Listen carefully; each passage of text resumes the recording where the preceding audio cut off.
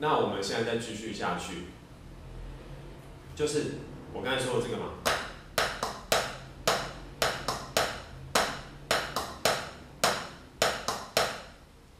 就这样子，然后我们试着做一件事，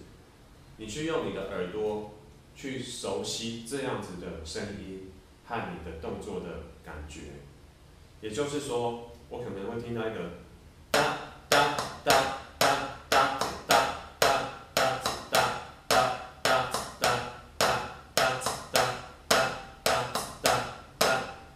哒哒，这就是在我心目中，我觉得我应该要听到2跟3搭配起来的感觉。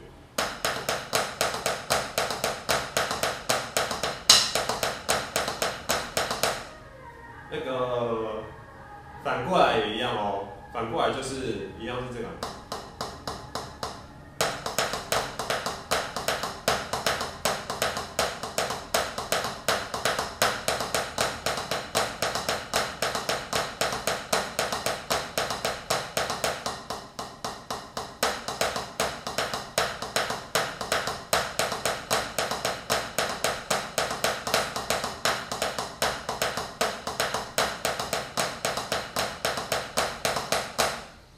他们彼此之间的关系，我听起来就已经，我很熟悉这个声音，我很熟悉这个感觉，所以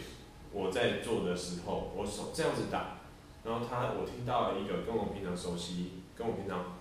听到、跟我平常认识的熟悉感是一致的。这时候我对这个东西就不太需要很认真去想，很认真把我大脑的思考空间花在这里。好，这就是第一件事情。我们先认识这个声音，它听起来它的复合起来，它的复合形状是怎么样？再来一件事，一样，我们回到这个，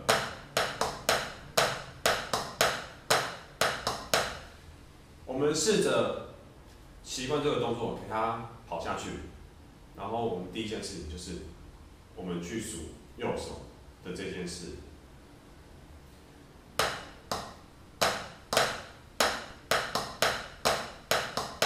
我们可以去数1、2、3、4，1、2、3、4，1、2、3、4，1、2、3、4，1、2、3、4。我们要做这样子的练习，这样的话，你就可以把你的右手的那个声音给独立出来，然后等于是说，你的脑袋里开始认识这件事，就是我开始可以思考这边的事情。而且我还可以给它编号。如果各位朋友在这样尝试的时候，发现一件事，就是说，我这个好难数，我都会被影响的时候，你可以试试看体会另外一种感觉，就是我这个都数1哦，我不要1、2、3、4，我这个都数1，1、1、1、1、1、1、1、1、1、1、1。这样一定会比刚才数1、2、3、4还简单得多。然后我个人的想法是觉得说，因为你一直在数1的时候，你的大脑等于只是说，好，我的大脑要做的事只是说我用手打个点，我发出一个声音，我就发出一个声音就好，那个声音都一样，1、1、1、1。但是当你要数1、2、3、4的时候，就表示你的大脑开始要去给它编号喽，你要开始去给它插旗子哦。这个1、2、3、4，它是1，它是2，它是3，它是4。你的大脑要开始去做一个更复杂的想法、更复杂的一些活动的时候，就会可能会比较乱。但是我希望大家的目的大家最后能够做到，就是你可以去给它编号。当你可以去给它编号的时候，就表示你已经开始进到了说，我可以把我身体的那个熟悉感跟我大脑的思考给分开。我觉得这是一个很重要的一步。你们必须要有办法做到自己很熟悉的东西打到很自然，然后我脑袋可以空出来独立思考。好，再来第2件事情就是换左手，你要去把左手的位置给听出来。就刚才是这样嘛。左手我们数那个合作时候我们数1、2、3，1、2、3，1、2、3，1、2、3，1、2、3，1、2、3，1、2、3，1、2、3，1、2、3，就是这样子。但是你在打这样的时候，你还是要让你的耳朵可以接受另外一个声音的存在，然后你接受它，但是你没有这么放心思在它身上，你等于是说你已经不知道它在干嘛，但是你耳朵是习惯听到旁边还有一个声音的，然后但是你的重点是你在数那个声音。好，这就是我觉得很有趣的一个练法，而且在做这种练习的时候，我开始发现为什么那个我们一开始可能老师叫我们要数拍边打这种类型的东西，然后边数拍。我觉得目的就在于是说，你可以在做这些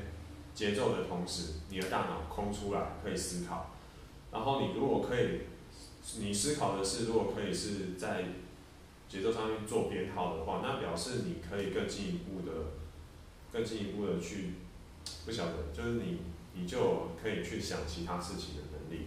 我觉得这样子练有可能可以做到一些事，像是自打自唱，或者是干嘛的。其实有弹吉他的朋友可能也稍微应该可以理解这种感觉，就好像你如果要自弹自唱的时候，你会发觉你在唱的时候，你对你弹的东西的那个专注力是稍微比较弱的，但是你的手有点 autopilot， 就是有点自动，因为你平常就这样长期下来练习，你知道怎么弹，但是你在自弹自唱的时候，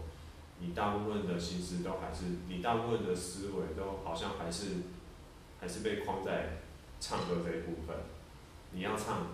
对的，你要把词唱对，你要把感情唱对，但是你又要弹得对。